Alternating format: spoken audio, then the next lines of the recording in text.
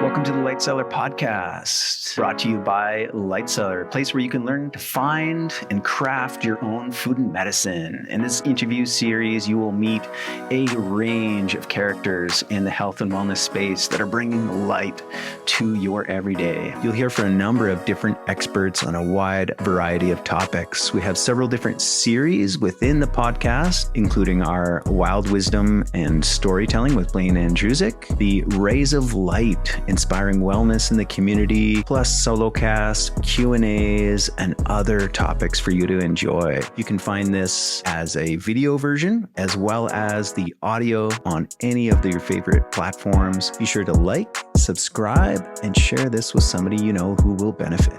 You can also shop online at lightcellar.ca. Hello, welcome everybody. All right, another episode, another day, another conversation. And if this is your first, your second, or you've been tuning in to every single episode, thank you. Yeah, it's a great honor, a joy, and a pleasure to host Blaine Andrusek, Blaine the Herb Man. And I'm thrilled doing it. I've been stuck in isolation for 3 years now, and I love to talk. And, if people say, "Oh, I think you're being a little verbose," I have to just say, "Well, I'm surprised it took you so long to bring that up." And when I'm doing a longer class at all, something like Herb 1 or whatever, I always ask, has everybody here been fishing at least once? And most of the group will, yeah, nod. And I said, well, you know, you cast out your lure and then you have to reel it in. So if you ever realize that I've gone so off on a tangent and led to a tangent, and I'm not even remotely talking about what I'm supposed to be anymore, that's how you give me the sign. You don't have to say anything, just give me the reel it in sign. Yeah. And that'll get me back on board. So I'm kind of known for that. But yeah, well, I think that's what makes these these interesting, and why people have been so drawn to you over the years to learn from you, to spend time with you, be in your presence, is the stories and the trails of, yeah, you can go this way and that way. Well, apart from growing up, spending all my summers up at Waskesiu Lake in the Prince Albert National Park and helping my mother with gardens and just houseplants and things, I used to find it very odd as a child that she would talk sometimes to her plants as she was watering them. Right. I thought that was a little weird, and that if they ever started talking back, one of us should go to a hospital or something, you know. But all these years later, learning a bit about plant spirit communication, yeah, you know, she was doing something there that she never did explain it or have to account for it or anything, but I would just sit there and watch and pick it up. But anyway, I was a very frustrated young man at 18 and working for a living in the big city wasn't making sense. And one night I just got really frustrated and wanted to run away from the world, and I knew I couldn't do it where I was right then. It took me a couple of months to get organized, but my first big trip started at minus 27 in 4.5 feet of snow. It was record snows that year. And my older brother towed me in some gear in a 14-foot canoe I had done my best to find a place where there would be nothing. Actually, the government people were confused because they said, well, why do you want to go there? There's nothing up there. And I was just thinking, exactly. It's exactly what I want. I could see that the nearest road would be no more than a 2-day hike out if anything ever went wrong. Wow. And in the end, my mother insisted on getting a VHF radio from the government. They rent them. And they just said, everything's in the box, it's all you'll need, it's all their instructions. Right. So I didn't open the box until I was up there. Yeah. And I opened the box and there's this big coil of wire and some instructions on how to put the antenna up. And I looked around at the trees, and there's no way I'm going to get this up. So it was very fortunate that a couple of wardens came in not long after I was there just to see. They'd heard I was going up there, and they came in to meet me and see what the heck I was doing, and they helped me get that up. So we just agreed, I don't think I even had a watch, we just agreed that at sundown, every second day or something like that, we'd have a grid set up where I would just, hello, goodbye. And so there was always that as backup if I ever did need it. But your lifeline. I was otherwise off-grid. Yeah. And certainly had brought some candles and a few things like that to work with. I wasn't doing some of the stuff that I see on that Alone show where they're taking some reindeer moss and, you know, sticking it in with some pine pitch and making a little, you could almost cook on that actually. Right. But a little more conventional than that. But anyway, that trip was a little over 4 months. And I was alone there in the woods and had a lot of time to think about things and just look at things. And that's when I started, once spring came, to experiment with the wild plants. And I had a few guides I'd taken with me. Some of the early books were really bad. Right. We have some great books now. Oh, I really do. And with good photographs and all of that. But back then you'd have these sketchy line drawings, and a lot of the books were done by and for Americans, so there's no wild grapes in northern Saskatchewan kind of thing, you know, so a lot of the book wouldn't be useful at all, but it'd get you in the mood for things. Again, in the Boreal forest, there's no wild asparagus either, which you and I both enjoy. Mm-hmm. I mean, it grows in the city here, but there's a lot of things in the foothills that aren't in the Boreal. Yeah. And yet, when I got to France, the forest was almost the same. Right. Like I always like to say, if you do a really long walk that way, then you have an equally long swim, you end up in the foothills of the Alps. And you're at the same latitude. Right. And a lot of the plants that grow right here grow in Europe. So when I finally got, after my career was well underway doing herb walks and such, about the time I met you, I realized I could go to France next week and do a professional herb walk. Right. Because the only things that were new to me were olive trees and walnuts and things that grow because of the warmer climate, right? But otherwise, same stuff. Yeah. And a lot of the herbs that we teach in classes here were well used in Europe first, and a lot of them were used by our Aboriginal people here. So I always liked the approach that I was taught initially, that it doesn't make sense to just what we see locally. Let's involve at least the roots of some Chinese herbs and some East Indian herbs, you know, and certainly the European history. Yeah. And we cover a lot of ground in some of those courses. So I don't claim, because I'm not trained to be an Ayurvedic practitioner, or I'm certainly not a Chinese doctor, but over the years I've learned quite a few of the basics. Yeah. Quite often from some of those practitioners coming and taking classes from me and learning a few tricks along the way. I've done a lot of teaching at massage therapy schools as well. Great. Where maybe in second year of the longer courses, the students get me for a whole week to learn about essential oils. And I would learn a few little massage tricks while I was there, you know, and that have come in handy since. But so anyway, I feel quite rounded and may not be an expert in anything. It's such a vast field, working with wild plants, that after all these years, over 40 years of working with them, I still feel like I know about this much, because there's just so much to know. Yeah. And every time I meet somebody else, there was you brought up Yarrow. We may have mentioned Yarrow Willard, and some of you might know him well, but I met Yarrow when he was still inside his mother's belly, because his mother, Dorothy, is a very dear friend of mine. We've been together apparently even in past lifetimes. Wow. I guess we did Atlantis together, if you believe in such things. But you get these life channel readers that come around, you know. Right, yeah. And so we're like soulmates. We go so far back, and we're in constant touch. But anyway, so Terry Willard had started the college, and him and Dorothy were just roommates for a while, with a whole house full of people that was sharing a place. And she called me one day and said, "Hey, you better come over. I kind of hooked up with one of my roommates, and you better come and meet this guy, because I think I'm going to marry him." And I said, okay. So we arranged dinner the following week, and I was just ready to quit everything I was doing and go back to school. And truthfully, it would have been medical school. Right. And I had questions of Terry, and it was like the answers were painted in the sky or something. And so I started studying herbology with Wild Rose College. Cool. Now, when Yarrow came along, I have so much respect for Yarrow because a lot of sons will take over their father's businesses, whether it's a garage or whatever. Mm-hmm. But when Yarrow got away from home, he left, although a lot of it would have been intrinsic just from growing up around that atmosphere, but he kind of started doing his own thing. It's true, yeah. He didn't just take over Wild Rose College. In fact, he didn't want to have anything to do with the college initially.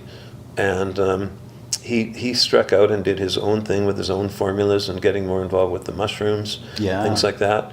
And I'm so proud of him for doing it that way, his own thing, and slowly drifting back to his roots, right? Yeah. And keeping the college afloat now that his dad is retired, or trying to be. Like with all of the involvement Terry has, I mean, it's almost impossible to retire. Yeah. And I'm really enjoying, just from doing this, I'm getting a few emails again and answering clients' problems. The woman that we talked about ADHD for last adventure, she emailed me thanking us profusely. So it's like big hugs and everything to you. I have to share this with you. And she was really hoping she'll make it out to the event on Sunday so she can meet us both. She'll probably kiss our feet. You know? Right. Yeah, she just thinks we're heroes. So. And I'll just kind of throw in a little thing there. So that is coming up Sunday, June 25th. Of 2023, because who knows when you're going to be watching this or listening to it, and it won't be the last one, right? So yes, love to see you come out to that event, connect with Blaine in person, and I'm sure there'll be more in future. So if you're kind of watching or listening to this at a later date, check out lightcellar.ca live events, and there might just be something featuring Blaine. Malcolm brings in all sorts of guest speakers, so you can learn everything from how to make chocolate to how to make sauerkraut to keep up to date on all of the data. Nutritional information changes so fast that after not being into the books for a few years, I feel completely out of date. Right. Like and yet there are still like foundational principles. Oh, absolutely. Yeah. So I would have lots to share with a newcomer, but I doubt that I will ever put myself out there as a practitioner again. Right. Seeing actual patients and getting paid for it. Yeah. But I can coach people a lot. Right. And you mentioned Yarrow. That was another thing I remember in those early days of him leaving home, making his way. He did a little bit as a kind of practitioner consultant, but I remember him saying specifically, he's like, I think I might leave that till I'm a little bit older, right? Kind of early 20s. And though he had tremendous amount of knowledge, like you say, just growing up in that household with who his parents were and everybody that he was around, and he was certainly qualified enough to do it, he felt, I need a little bit more life experience and a little bit more kind of, herbal foundation in order to take on that role of practitioner. There's so much to know, and a lot of people never get the confidence to hang a shingle. Right. And as a teacher over the years, it's been frustrating that some of my very best students never go on to use the information. Mm-hmm. Some of them end up working in a health food store for very little pay, and at least they're doing something with it to keep their brains active. Some of them are just going to use the information to take care of their own family. That's okay.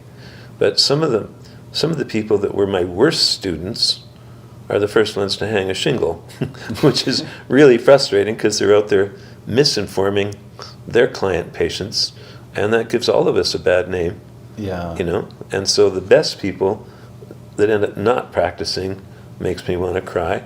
And then the worst people that are practicing and shouldn't be, I want to go out and hit them with a stick, kind of thing. And it's well, as you know, there's so much more to just the herbal knowledge, right? You got to know how to run a business, which includes, how do you put yourself out there and market, and how do you structure, and you got to have a good relationship with money, and all that stuff. It takes a lot to be. People used to call the college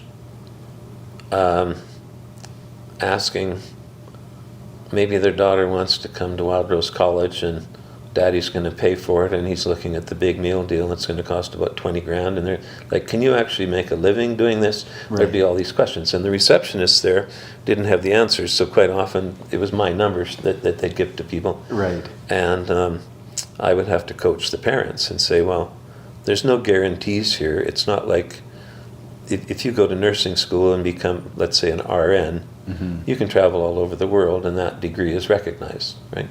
Where when you study as a herbalist, that just doesn't happen. You have to make your own path. Yeah, yeah. So like you said, you've got to have good people skills, and unless you're doing enough work to actually hire a bookkeeper and do taxes and all of that kind of stuff, they're not going to teach you all of that in a herbal school. Yeah. Typically. So.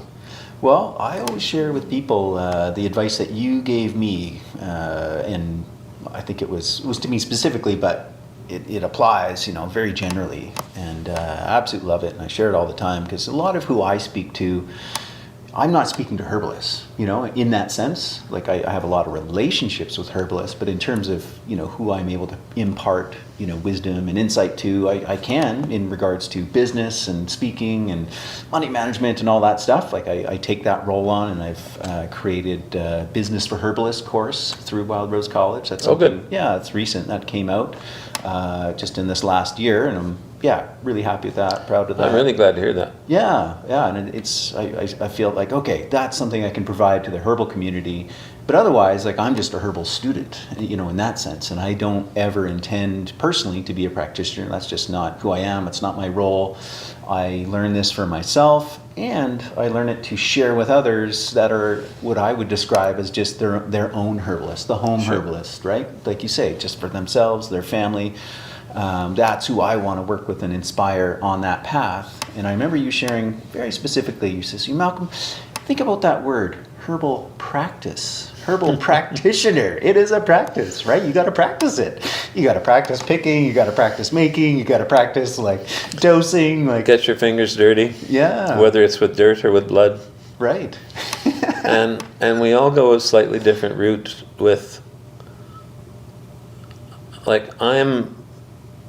give me a severed limb, give me a real pneumonia.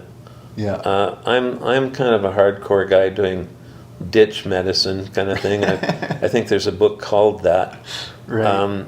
And I really enjoyed doing the Red Cross, whatever they call it, their version of alternative first aid. And at one point when I was doing classes with the city, they changed their requirements, and you had to do that course. Right. And it was really funny because I had a rough idea what I was getting into, and I had all sorts of things stuffed up my shirt sleeves and whatever, like gloves, latex gloves, things like that.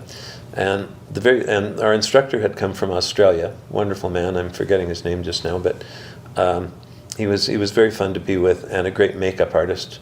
So the way the class worked was, it's a 2-weekend thing. Well, no, there were several nights in class, and then we had, I think, 2 weekends in the field. And the group was split in two, and you would take turns where half the group would be the actors, and half the group were the hands-on, how do we fix this? So half the group would have to go hide out of earshot, and then he'd say, I'll give you a signal.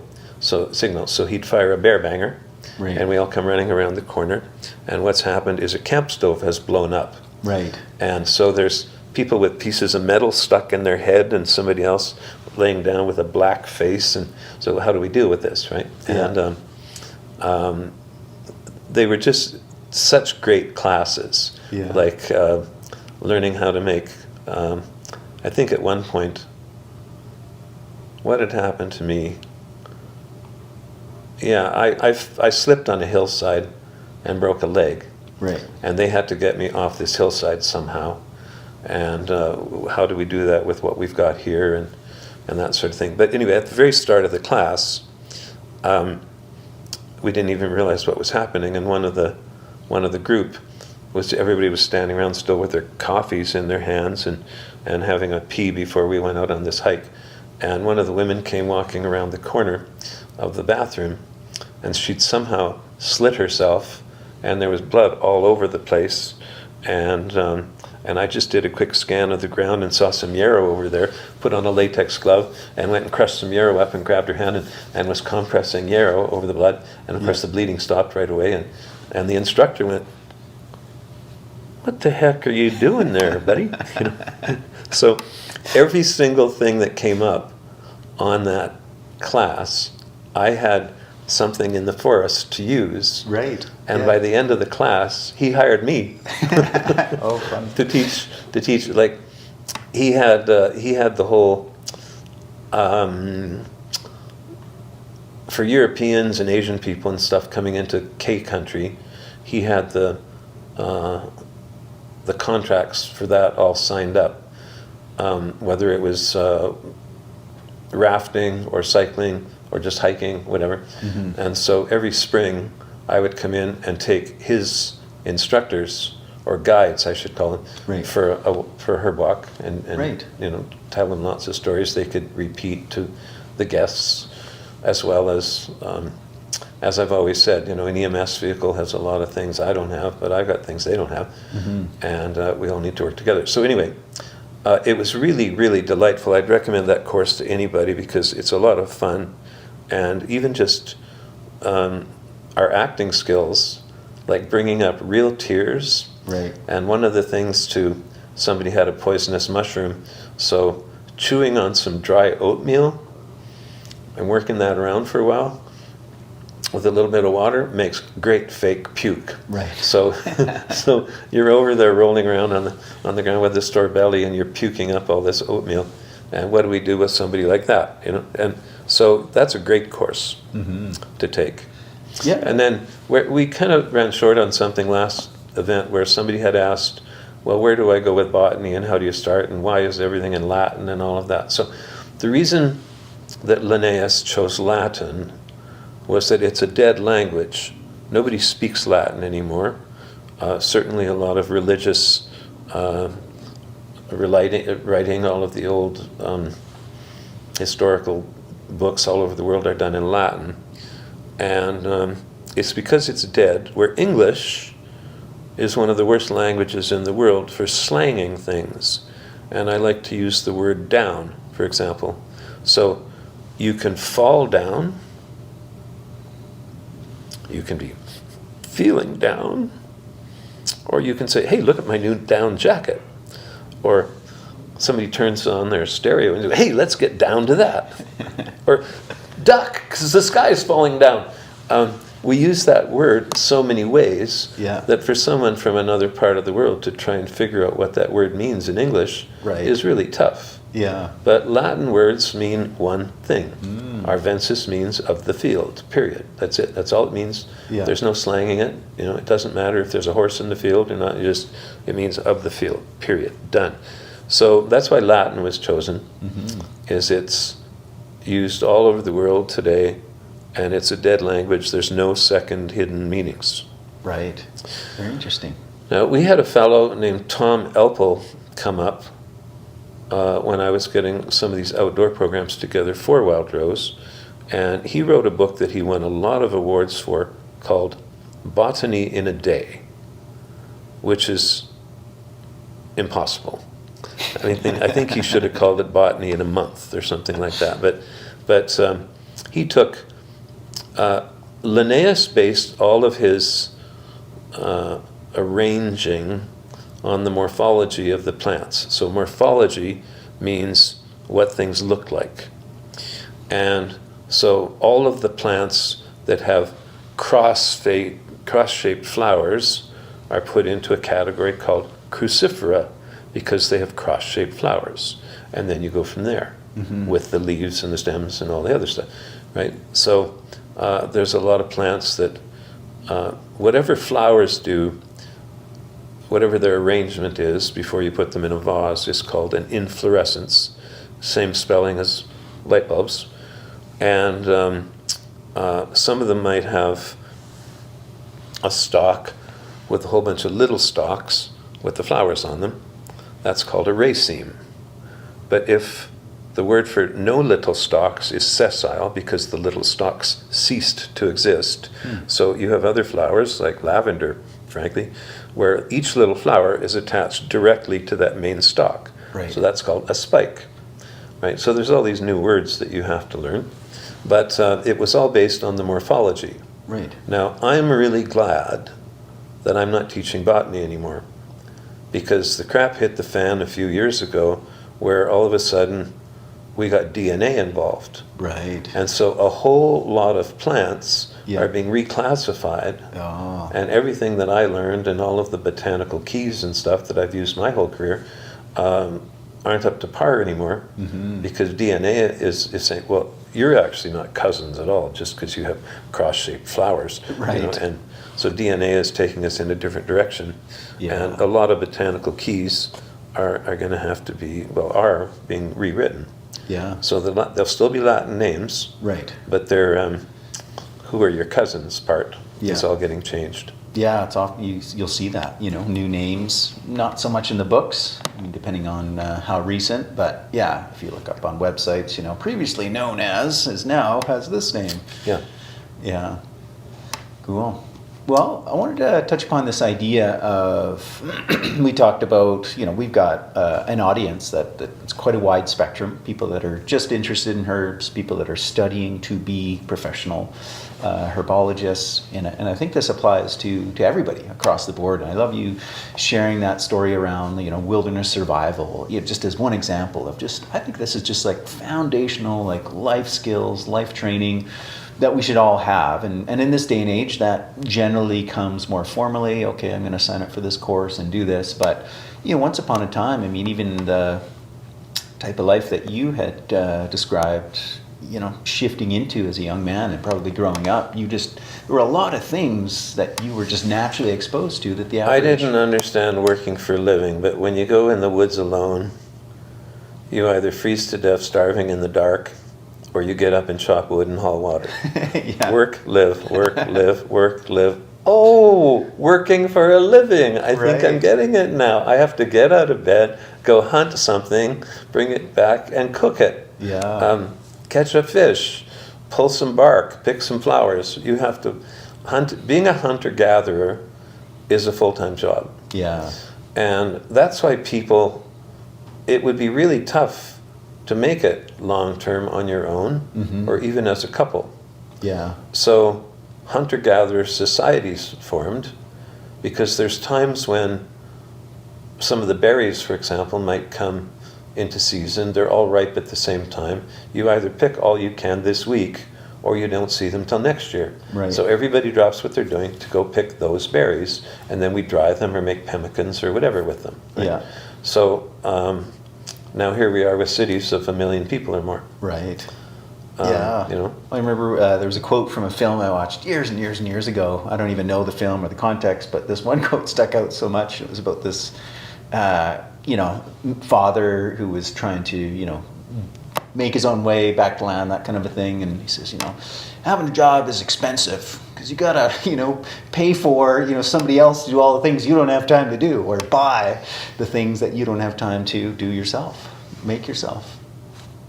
Yeah. How do we find that middle ground? Like all the way from, like you say, a city of 1 million people where we have, what's been described as this kind of laptop class, society that I'm not saying they're not. I mean, there's a spectrum. There's people that do a lot of valuable work on a laptop, and there's a lot of people that, do we really need that? Like there's a lot of, I don't want to put a name to it, but how do we find our way back to engaging in meaningful work and picking up like essential life skills? Like most people, myself included, grew up, totally. I had a great connection to nature growing up, so I feel very grateful for that. But not a lot of natural inherent life skills. And one could debate, well, we don't need to know how to chop wood and stack wood and light fires anymore because we have central heating. Is there, how do we bridge that? Because to me, yes, I agree, but I've taken up a practice of chopping wood and learning how to work with it because I had no idea.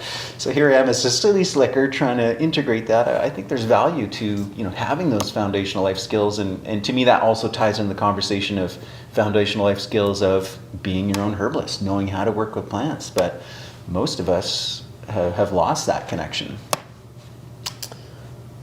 Sometimes if I'm sitting in a campground and I'm watching a father with his 3 kids over there, and they're going to be camping, tenting for a couple of days, and this guy's getting really frustrated, and I thought, that's the worst attempt at wood chopping I've ever seen. So sometimes I'm on vacation, I don't need to get involved here, I shut up. Yeah. But depending on the mood I'm in, I'll go over and kind of go, excuse me, I notice you're getting frustrated there. For starters, you're using an axe, which is meant to cut trees down, and you should actually you can get away with that, but it's a lot more work to use an axe. You should actually have what's called a maul, right, which has got a wider head so that it splits wood better. But even with the axe, you're trying to hit the wood, aren't you? And he said, well, isn't that the point? No, you have to aim for the bottom of the wood. Right. It's like karate. Oh, right, yeah. With the bottom of the board. So with every swing, you're thinking of the bottom of the wood. Right. So that the inertia behind the axe, when it hits the top of the wood, has a lot more force behind it. Your swing is different, and it's going to go right to the bottom of the wood, and then it's split. And the guy tries it twice and looks at me and goes, "Thanks so much." So then he can continue his day and actually split a bunch of wood, right? Yeah. But there's little things like that we either learn through sharing, or we never do learn to do it right, and we just spend our whole life hating chopping wood. Yeah. But, and that's why spending so much of my life as an instructor, teacher, whatever, I usually get involved. Yeah, for sure. I just out of... Yeah, you've been living it. I mean, and that's why Wild Rose College, just as one example, is so great. It's so valuable. It's so essential. And I don't know who said it first, but it was probably Terry Willard, that the earth is growing herbalists, in that sense. Like, this knowledge needs to be known. And people are just like, they're getting called to it. Well, I don't know why I want to learn about herbs. Why do I want to take a $20,000 course and come out with this degree? What will I do with it? Does it equal that, monetary kind of reinvestment? There's something deeper there, right? And I think people find a human connection, a human satisfaction that just we're feeling compelled to this path. That's a big part of why I still like books. Right. It's not that I don't use a computer. I'm probably Googling something every day. But what if the power is gone forever? What if we have a great catastrophe and there's no power anymore? Right. So the people that Google schmoogle everything are going to be kind of stuck. Yeah. Right? So I know I'm doing my part to maintain what's always been known, the oral tradition. Right. And you can watch a herb walk online from your living room with your feet up in comfortable slippers. And you don't have to walk around in the forest in the rain with somebody like me, or yourself, or Yarrow. But I don't think you remember things as well. No. There's, when you're out there really doing it, there's the touch me, feel me, taste me, smell me part. Yeah. That was a big part of, as I mentioned, this ancient archaeological site with this guy, they called him Shanidar, that was buried with the herbs in a perfect half circle around him, and then a bouquet of them all arranged on his chest like a bouquet. Nearly half of them were aromatic. Right. So even before speech, if your brother just got ripped open by a tiger and he was bleeding like crazy, and I grabbed something like yarrow or wild sage and crushed it up and put it on the wounds, everybody watching would go, "Oh, he's a magician." No, but we go gather some of the herbs and crush them, show you the leaves, see, leaves, look, oh, yeah. And then hold some under your nose so you could smell them. Wow. And before speech, we could learn faster with some of the aromatics, right? So some of the plants go back pre-speech. Right. But when all you had for remembrance was vision, that's one Right. sense. The more senses you can involve, the better. Can we taste it? Yeah. If it's good to taste, taste it. This one's, it's bitter. Yeah. Okay. This one, good. You know. So the more senses are involved, the better. And doing live classes is still better that way. Yeah. And in fact, I wanted to touch upon that because you know, we started the conversation, you talked about your mother talking to the plants, and if the plants ever talk back, right, one of you's got to check in somewhere. And, you know, sometimes some people have that experience. You've shared it as well, where you kind of get this auditory, you know, what we interpret as the language, like, oh, pick me, we want to come, that kind of thing. But the language of plants, yes, there could be a kind of a spirit element. We're receiving it in our own language. But the plants, there's a great book, Stephen Herod Buhner, The Lost Language of Plants, and he talks about its chemistry. That's how they speak. You know, they speak in aromas, they speak in, you know, this kind of a thing, like taste.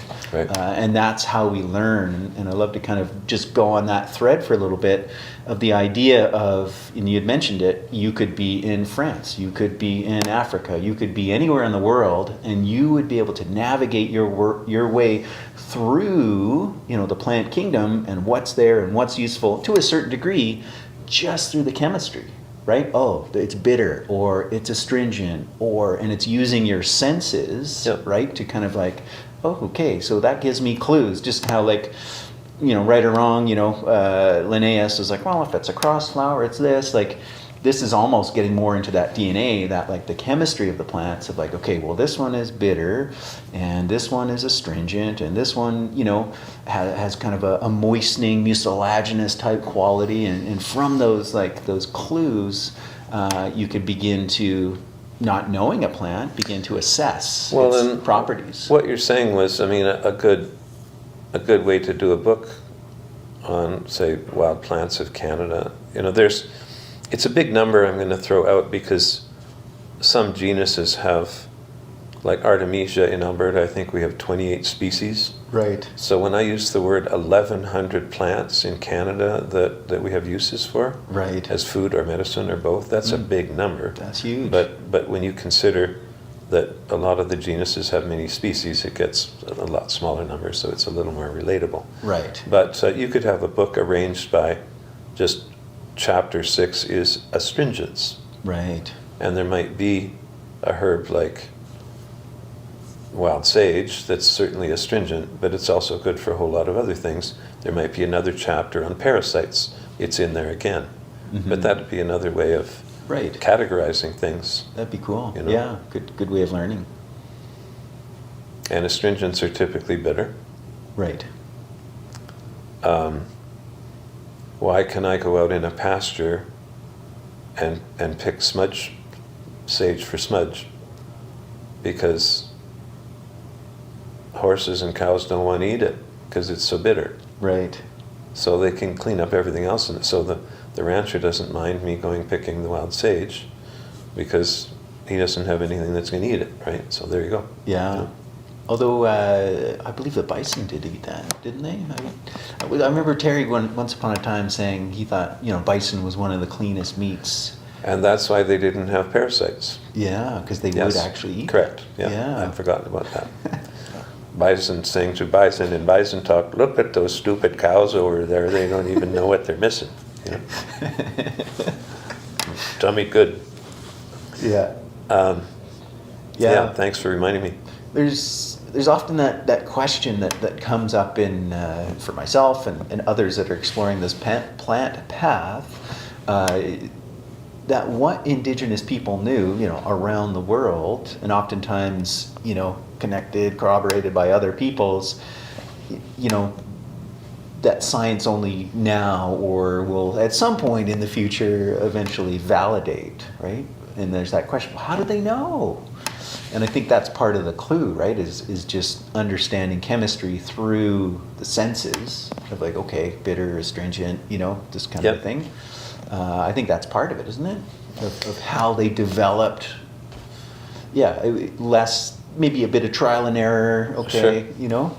Depending on what I had available, if you got a wasp sting right now, like my first thought is to go find some plantain. Yeah. But if I had a few of my oils with me, I'd reach for the basil. Basil's really good to put on a sting too. And Terry has a story about on one of his treks up the Amazon being, I think it was just an ant, but something had bitten or stung him, and I don't remember the details of the story, but he could have died. He had massive swelling, whatever, from this bite, and the local healer that pulled him right out of that used this plant. And when Terry checked it out later, he found out, guess what? It was a type of tropical basil. Oh, wow. You know, and so there's things, and that's where when we get involved in, again, the botany and the chemistry and so forth, we can use some of that knowledge even when we're traveling. Yeah, and you had shared as well in previous episodes, you talked about, okay, roots generally are this, aerial parts are generally flowers, that type of thing, how you kind of view and approach. Leaves are the factory workers, that's where photosynthesis happens, and without which we wouldn't be here. Yeah. We need them to manage our atmosphere. So without plants, we wouldn't even be able to breathe. So that's important all over the world. We have to respect them for that. There's the factory workers, and a lot of chemistry goes on there. But plants are leaves, are where the plants breathe. Right. And they tend to help us breathe. Right. And roots are what hold the plant in the ground in a windstorm or whatever, so it doesn't blow away. And they tend to be grounding.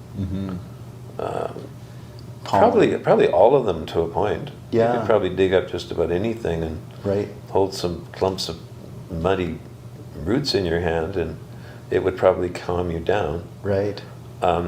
Pollen is another like kind of generalization, being kind of the sperm, the reproductive part of it, like extremely nutritive on one level, but also many of them influence our hormonal system, like pine pollen as an example. Yeah. And at least like working with oils, for example, things that come from seeds and roots, which we think of, seeds and grains and such, we think of as food. Right. And their extracts really help digestive problems. Right. So I was just mentioning this to someone on an email request the other day about, and it's so funny, it's happening right now, even thinking about this, like Pavlov's dogs. One of the best things I know for, if you've got digestive problems, and a lot of it has to do with you just got this super busy life, and you're really busy, you go for lunch at mealtime, you do with co-workers from the office and everything, one of the best things you can have in your purse or whatever is some bergamot essential oil. And when you take a cup, it's, you take a couple drops of bergamot and just do as I would do for if I had a cold with eucalyptus or whatever. Take a couple drops of bergamot and just breathe it deep. And for a couple of reasons, one of them is it has as much linylyl acetate as lavender, so it's really calming. So it's going to calm you down a little bit, but it's really citrusy. And just the chemicals involved in those rinds stimulate your salivary glands. Right. And when you start salivating because you didn't have any appetite a minute ago, like I have to just keep swallowing because I'm salivating so much. So a lot of this becomes the power of suggestion, I suppose. You know, but this is hilarious. I don't have any, and it's working anyway. Well, it kind of speaks to that idea of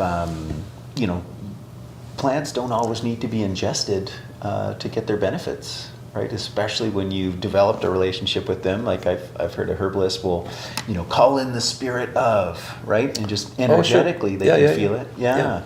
Or even, okay, Yara Willard, he talks about like drop dosing, right? There's therapeutic dose, there's like kind of a big mega macro dose, hero's dose, but then there also can be that etheric dose that just kind of, I often share this with people as they're in the store, they're talking about, oh yeah, well, we take a tincture. You wanted to ask me about echinaceas. Yeah, let's get into that, yeah.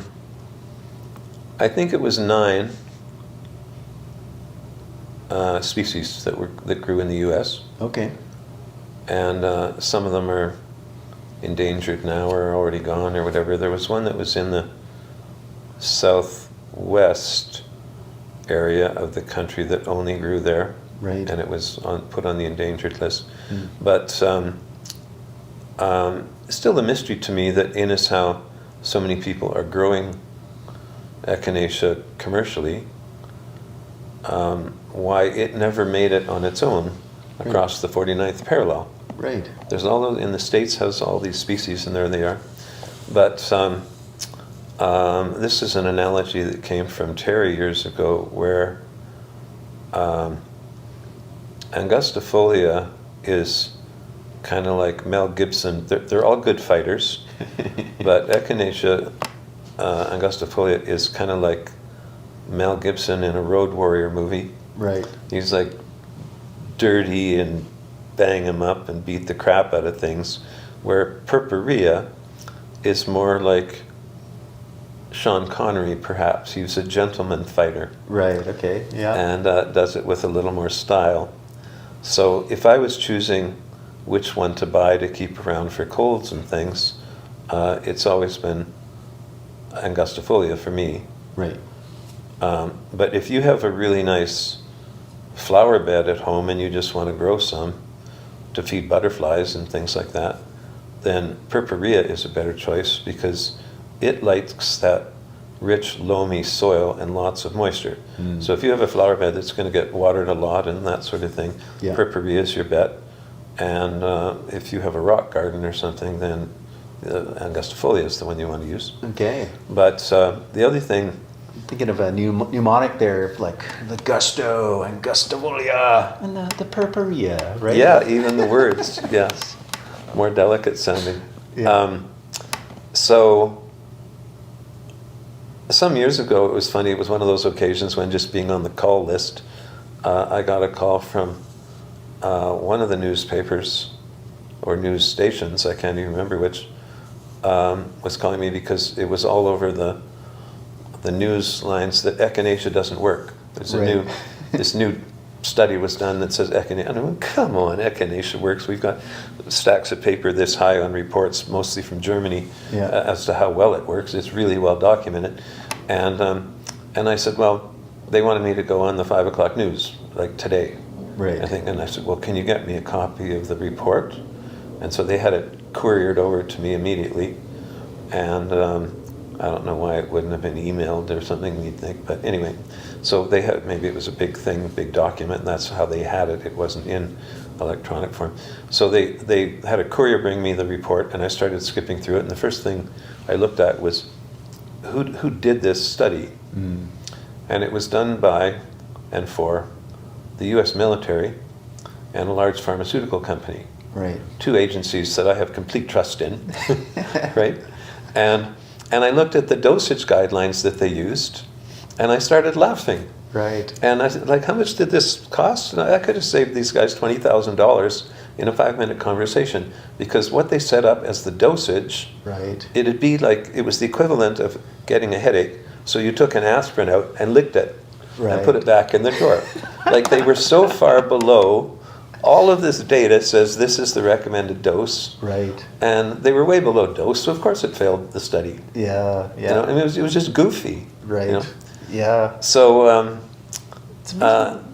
dosage is always important, but to me, if I'm coming down with a cold that's rapidly onset, I'm not going to take a couple of drops out of a dropper bottle. A 60 ml bottle, to me, if something's coming on real hard and fast, is 2 doses. Right. I'm going to take half the bottle in one shot and rinse my mouth with a bit of water or some tea and call it good. Yeah. And depending on how I feel in a couple hours, I'm going to finish the bottle. So to me, a 60 ml bottle of tincture is sort of like a fire extinguisher. Right. But again, it just depends how fast and how quick. And a lot of people I've talked to that were trying to use herbs or essential oils for colds and things like that and said they didn't work. They didn't use enough, they didn't use it soon enough, or they didn't use it the right way. Right. There was no fault of the herbs because we know the herbs work. Mm-hmm. But people are like, you got a pneumonia and you were sniffing 3 drops twice a day. I mean, that's not going to hit a pneumonia. You got to go in hard and core with a couple of drops on your hands, deep breathe, what I like to call an airstrike. Yeah. So many things in the respiratory system. There's a few things that can come by land or sea, but most things that hit the respiratory system came by air. So to me, the best way to treat them is by air. Right. So we take a couple of drops, deep breathe. If you feel the need to cough, great. That's because you've got too much mucus in your lungs and you want to get rid of that mucus. So keep a hanky, whatever, napkins close by, because if you're going to be coughing, you're going to get all sorts of... Healthy mucus is crystal clear. If you have a bit of a runny nose and you blow your nose and you can't see anything in the Kleenex, that's okay. That's all right. It's good mucus. But when you start seeing things go white, you're into definite infection going on. If it's yellow, it's indicating heat, and you got to get on it right away. And if you're coughing up chunks of green and brown mucus, that's really old sludge that should have been out of your body weeks ago. Right. And you were so full of sludge that's why when you inhaled the same virus or bacteria that was flying around the office, that's why you got sick first, was in you, it found the perfect home. Right. So you want to take it really deep, and with things like eucalyptus, for example, I'm switching gears here, but some of them, which are safer to use during pregnancy, for example, and breastfeeding and all of that, don't have any ketones, but ketones they're not to be feared, because things with ketones are some of our best vulneraries, which are things that make wounds heal faster. But when you're inhaling them, they get directly into the bloodstream. So anyway, back to respiratory things. The more the ketones are, the more sludge is going to melt, which is going to stimulate the nerves to tell you to cough. Right. So as an expectorant, you want sometimes things that are very bitter or strong. In fact, a little memory hook for the eucalyptus was globulus. I think about like globs. Yeah, globs of stuff coming out of your chest. Yeah. And radiata sounds almost pretty. It might have reference to the flower parts or something. I'm not even sure. Yeah. The way they radiate, I'm not sure. Mm-hmm. But there's another one called, it's quite interesting how, even though the plants are completely unrelated botanically, when we stack up the lavender oils, the different species, a lot of them are the same as the profile chemically of the eucalyptus family, or genus, sorry. Yeah. So there's one lavender called Stochas, and it's often the one you'll buy at Costco or whatever to put on the deck in a pot. Right. That one's really high in ketones. I tried it once in my steam room and had bloodshot eyes and a headache for 3 hours, because it's really high in ketones. So you want to watch out for that. Yeah. And almost all members of the Labiatae, which is the pea family, all of our common kitchen herbs like basil and so forth are in that family, rosemary. So those are thyme. Did I say oregano already? Yeah. Those are all in the pea family, where they have a lot of variety in their chemistry, and that's where doctors, like when I started studying oils, I wasn't, here we go with where I'm going to go on Sunday. I started out studying medical reports from France and Germany, from doctors, not aromatherapy flyers. Right. So aromatherapy is a really valid thing. It works. And it's been well documented that I could treat you with something below the threshold of you smelling it. Interesting. It's such a low dose, Yeah. it's going to work even though you can't smell it at all. Right. That sounds a little coyote-ish to me. Yeah. But there's something called aroma. But that's a valid thing. So Yeah. aromatherapy is a real valid thing. Mm-hmm. But most of what I use essential oils for in my career is not aromatherapy. It's actually allopathic medicine.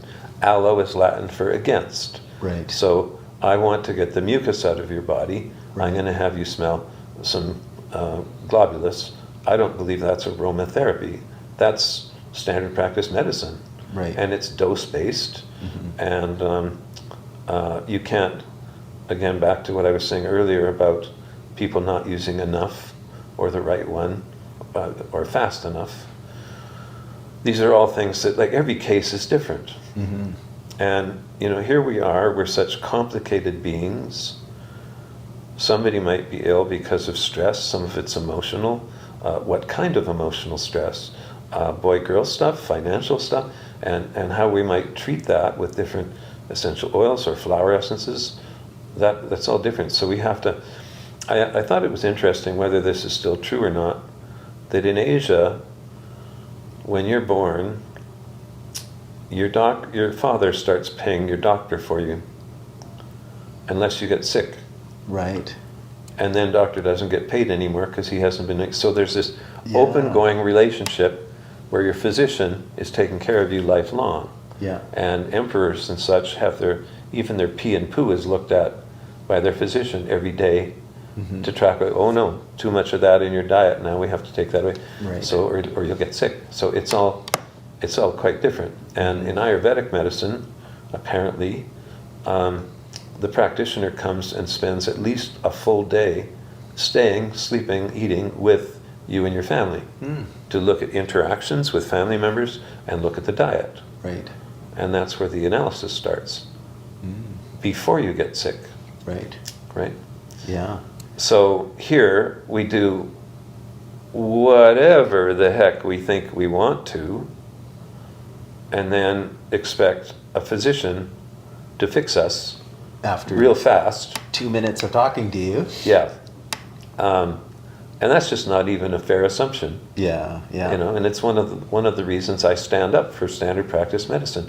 I feel sorry for them for the most part. Right. Because they have so little time. A lot of information is based on, they've got all the scans and everything they can do now, right? Mm-hmm. Like after my stroke, I had all of these scans done on my brain and whatnot, right?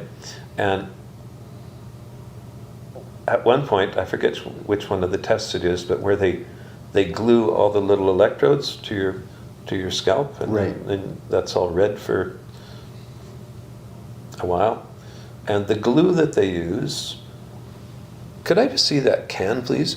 The can with the glue in it that they're using to glue it says right on it, this should be used in a well-ventilated area Right. with this number of twin canister mask on. And these poor, the practitioners that are doing that, there's enough paper about that particular solvent to go from here back to your car. It's a recipe for MS. Yeah. And they're doing that for a living without the proper gear. Right. Doing brain scans. Right. Not to mention what it's going to do to your brain. Yeah, right? exactly. And they try and get some of it out when they finish the treatment. But I mean, I had that stuff. I was sitting reading a book a little too close to a lamp, and the extra heat was melting what was still on my scalp and hair, and it was running down into my ears. Oh no. And never mind how like that's an intelligent test. Yeah. But we have to do that to test your brain. It's almost like if you survive the test, you're okay. I mean, it's some of what we do is just lunacy, I think. Yeah. So, there's so many arenas where I have sympathy for them, Yeah. even though apparently we need that. Well, and it comes back to that point of being our own doctor, being our own herbalist, being our own nutritionist.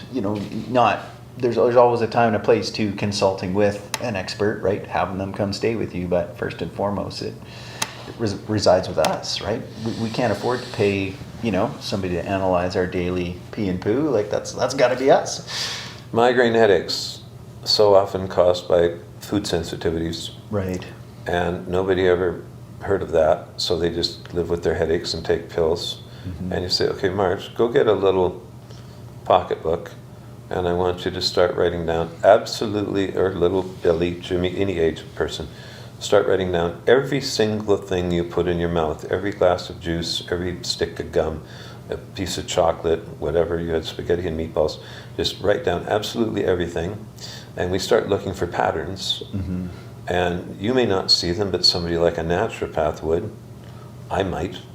But sometimes it's really simple. There's a list of herbs that we call the dirty dozen, right, or a list of things that are very common in the diet that do that, like dairy products on that list, for example. Sometimes it's easy, and sometimes it's hard, because it might be tomatoes, but only when they're with green peppers. So you might have some tomato soup or some ketchup, which is silly because it's just red sugar sauce, but anyway, but only with green peppers. So you have a pizza with tomatoes and green peppers together. Yeah. And boom, a couple hours later you've got this headache. So sometimes it takes a lot of more time and openness to detail, I suppose. Yeah. When we look at things like a lot of people are sensitive to tomatoes, and that's too bad, they're so nice. But we're only a few decades, lifetimes away from tomatoes being extremely poisonous. Right. The original wild tomatoes were about as big as my little fingernail. Yeah. And lethal. It's a nightshade. Yeah. So we've hybridized things to a point, but why do we have these sensitivities? Because it's even in our DNA, I suppose, that certain things just shouldn't be eaten too often. Or what we've done with them. Milk is a great example. We pasteurize it, homogenize it. Yeah. So there can be an issue with what was maybe a great food once upon a time, but how we're accessing it in today's day and age, or glyphosate on Roundup Ready corn, or desiccant sprayed onto grains.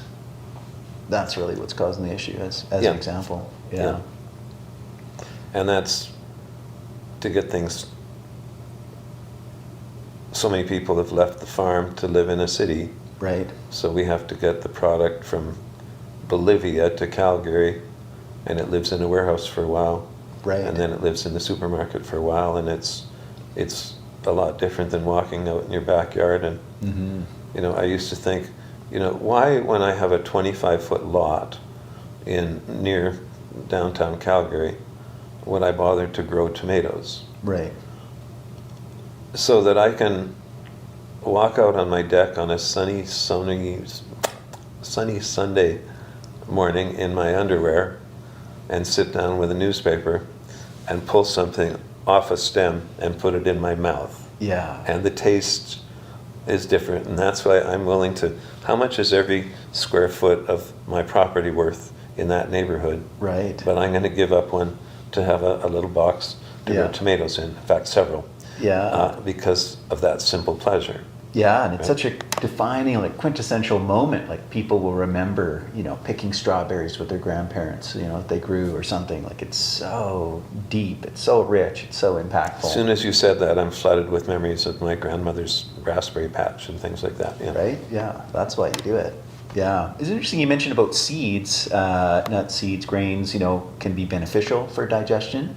They can also cause a lot of trouble, with people's digestion. And this comes back to more kind of just inherent traditional life wisdom, knowledge. Nuts, seeds, grains, they have protective mechanisms because they're the seed, they're the future progenitor of their species. Those are the grandkids. Yeah. And so a lot of plants hide their toxins in seeds or their roots. Right. They think, you can eat my leaves all you want, but Yeah. you can't have my seeds, because the seeds is the future. Right. And yet, a lot of seeds by design are meant to. Every plant has a way of moving their seeds around because they want to. Yeah. Go west, young man.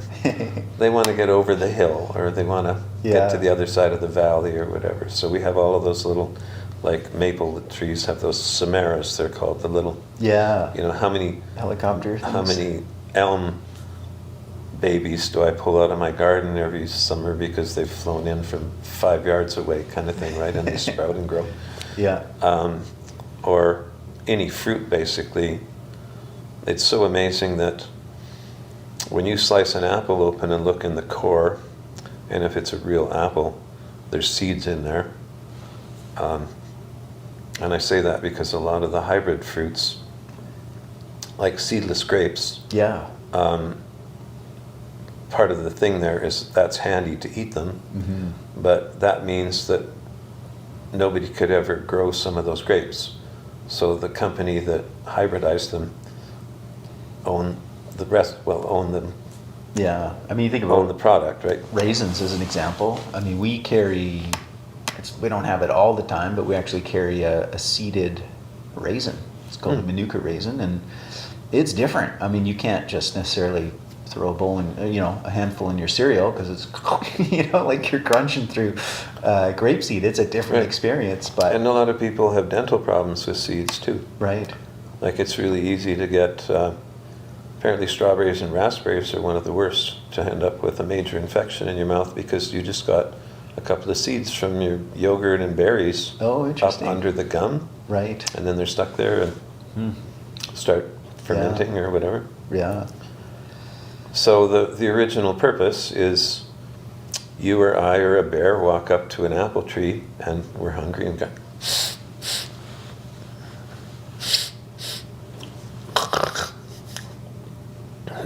and take the whole apple. Yeah. And then the next day you're in a different place 6 miles away Yeah. and have a poo. And so the seeds are in a nice little pile of moisture with some fertilizer, and there comes a new apple tree. So some of them are meant to get around, but others aren't. Like some of our, I'm just trying to think of one of the rose family that's, the seeds are actually poisonous. Anyway, to make it through the digestive tract, back to apples, oh yeah, that's it. I think it's even things like almonds, or sorry, not almonds because we eat those. Peaches or apricots or something. Yeah. There's cyanide or something in there. Yeah. So, but with apples, there's a fatty acid coating on the seeds, and so unless you literally crush the seeds up in your mouth, they won't be digested. Right. So the fatty acid coating protects them from stomach acids, and it's only that coating gets removed by bile. I'm only half remembering this story, but anyway, the seeds make it through your whole digestive tract. Yeah. So by design, so that they can still hatch in the poo. Let's just leave it at that simplistic form. Yeah. But And a lot of humans' cultures figured out, okay, if we can soak, sprout, ferment, roast, it takes care of a lot of those inherent protective mechanisms of the nuts, the seeds, to make them more digestible, make their nutrients available. Right. Takes away things like phytic acid. Which, if not dealt with, either, they're going to pass right through you, or worse, they can cause digestive problems by, binding onto minerals, Yeah. that type of thing. I find it fascinating, back to botany and sort of just life on this planet. Before an apple blossom opens on the tree, it's already determined how many to become seeds are inside the ovary. Wow. And what we call the core of an apple is what's left of the ovary. Right. So before the apple flower even opens, how many seeds are going to end up in the apples was predetermined. Wow. Yeah. Just as before a little girl is even born, how many times she's going to ovulate in her lifetime Yeah. is predetermined. Right. And when you hit puberty, a little bell rings and some voice says, "Well, girlie, it's time to play cards." Tick, tick, tick, tick, tick, tick, tick. Yeah. And that's why some women go through menopause sooner than others. Right. It was all predetermined before birth, because a hormone drip causes those little seeds to ripen one at a time, Yeah. and you only have so many shots. When you really look at the whole reproductive system, it's almost incredible that we even get pregnant ever. Right. There's so many things working against you. You Yeah. know, I don't know. We don't need to go there. Yeah. That's another whole class. Well, here's a trip, because I thought about that reference that you just shared, that these things are predetermined, and I was listening to an interview the other day, and they were talking about atrazine, which is a type of pesticide that they have done all kinds of experiments with, and this one was they put acceptable levels, EPA approved levels, in an environment where there were frogs. And so the male frogs, there was a certain percentage, I don't remember all the numbers, turned female. Oh, And not only did they turn female, but these females then were able to produce fertile eggs. well, It kind of, I know we're different than frogs and different than apples, but it kind of throws that out the window, just like that nature versus nurture, how things can just flip on a dime. Yeah. we're getting to some of the disasters that happened with Jurassic Park, Right. Yeah. where things they flipped and started reproducing when they weren't supposed to be able to. And I don't know if I shared this with you, but I'm sure you've come across these kinds of studies, like that frog experiment, whether it's iatrazine or whether it's glyphosate, like all these, what they call xenoestrogens, right? They're able to influence us, and obviously they're phytoestrogens. But pine, is something that's androgenic. So we know it primarily in the pollen. Lots of hormonal influence from things like DHEA and testosterone, and all those different things. Like it's very androgenic, and it's not only in the pollen where it's most concentrated; it's throughout the whole tree, and so the seeds as well as the bark. So I was reading in Stephen Herod Buhner's book about pine pollen, and that they had observed that downstream of a pine mill for logging, turning it to paper, all that kind of stuff, the waste product from the bark was getting into the water and turning the fish male. Well, Which I think is great news. I mean, that's, it's bad in the sense of an isolated incident, but, here's one little beacon of kind of hope, and where we're hearing all this kind of one side of like kind of feminization. And I'm not saying that in a negative way. I'm just saying that, it's being feminized or feminine is definitely not a negative, but in an imbalance. Yeah. And this is an imbalance here. It's like, okay, let's put those two together, and, And it's one more thing that it's happening due to our influence from cutting the forest down and turning it all into lumber in the first place, and putting those chemicals into the water. Right. Where the natural forest, it wouldn't have happened. Yeah. Yeah, like you say, it's the Jurassic Park effect. But Spooky.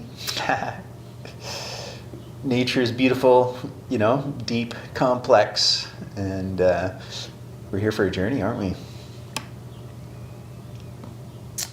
Yeah. We keep raping and pillaging. And sometimes, we need to be there. Sometimes they're natural disasters. Like you think about all the love and effort that goes into cleaning up nature after an oil spill. Right. That was never meant to happen in nature, but there's lots of toxic things that happen, like whether a log falls over in the wind and just lays there and rots in the forest, or you cut it down with a chainsaw and burn it in your fireplace, the amount of carbon that's released back into the atmosphere is the same. Right. Okay, but it's the only reason we've tipped the scales is because our population continues to rise. Right. And that's what throws things. And one of the greatest sources of carbon capture is what's in the soil. like the mycelium, the fungi. Oh, right. Yeah. As an example, the bacteria. And so as we've used a lot of chemicals, industrial agriculture, and removing that, base life form that would be recapturing it, that's causing further problems. I've watched a few documentaries about what's happening with our permafrost melting. Right. And how global warming is melting our permafrost, which is a double whammy because the more that it warms, the more that it melts the permafrost, which makes things worse. And there's other gases right. that are coming out as well, methane and things. But don't worry, there's a tax for that. You can... I get credits. It's okay, I get credits. Where's that form? Yeah. No, I think it's so funny, just that term, climate change. Well, that's all the climate does. All it does is nothing but change. I mean, I get what they're saying and they're hinting at, but, the climate does... I mean, you woke up this morning going, okay, what are we getting today, right? Like, it's every moment it is changing, and throughout time and throughout history, all it does is change. We touched on this another time, I think, about what is our whole reason for being here. Yeah. It hasn't been that long in a greater picture since the last ice age. I watched it, I just went, oh my gosh, really? I watched a YouTube last week about Yellowstone Park being closed because there's a lot of those things that tourists have been paying to go see for the geysers. Generations, the geysers and things like that. Yeah. That area is such a hotbed.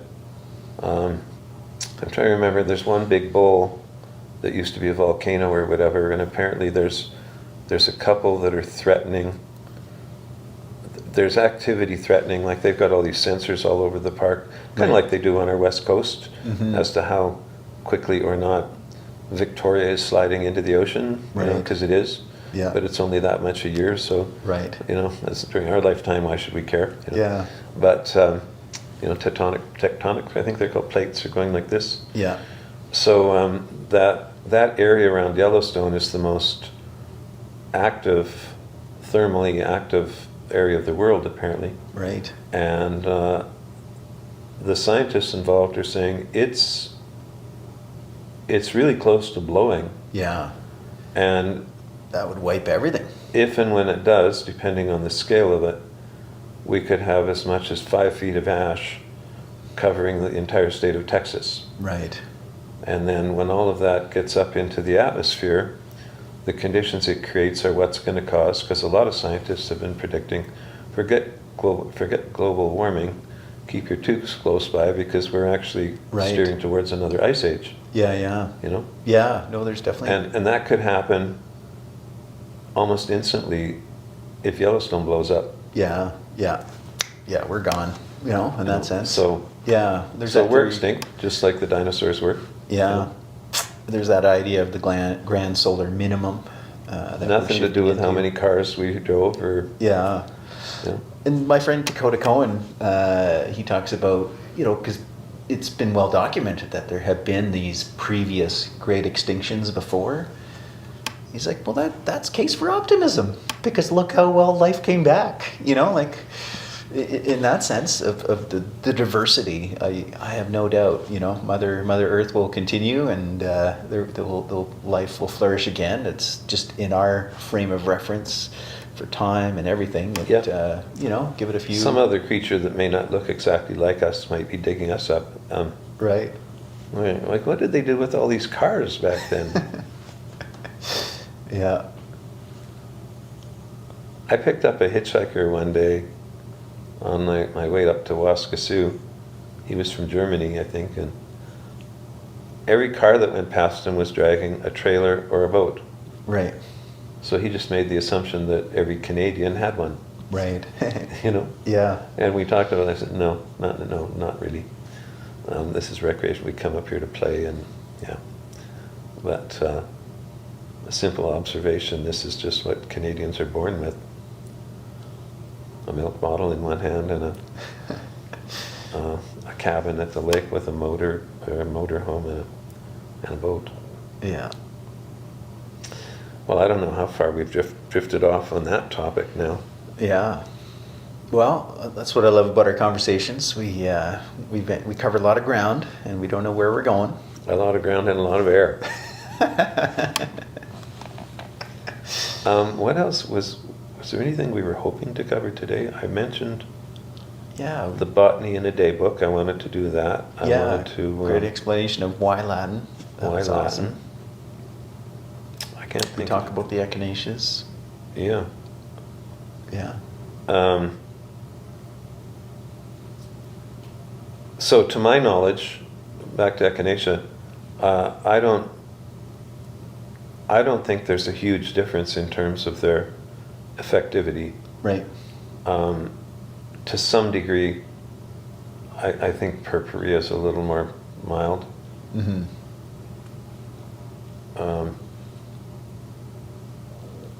But that might just be a bias. And again, depending on how quickly something onset, I would always use echinacea along with golden seal. Right. Because it's got that, its main influence is on the mucous membranes. And again, that's why we can't use golden seal during pregnancy, because it flushes mucous membranes, and the whole reproductive tract is mucous membrane. Yeah. So just like you get more gobs of snot coming out of your body when you've got a cold, then oops, a baby came out, right, kind of thing. So it could be abortive. Yeah. Yeah. Yeah. Cool. Well, should we leave it there today? I think so. Yeah, that was a great chat. Before we put ourselves to sleep. Well, thanks everybody for tuning in. Thanks for staying awake and listening to us babble. For sure. Right on. Okay. All right. Yeah, see you next week. Thank you so much for tuning in. If you've enjoyed today's episode, be sure to give us a like, share this with someone you know who would benefit, and subscribe so you're up to date with all the new episodes coming out. You can shop online at lightseller.ca, as well as visit us in the heart of Bowness in Calgary, Alberta.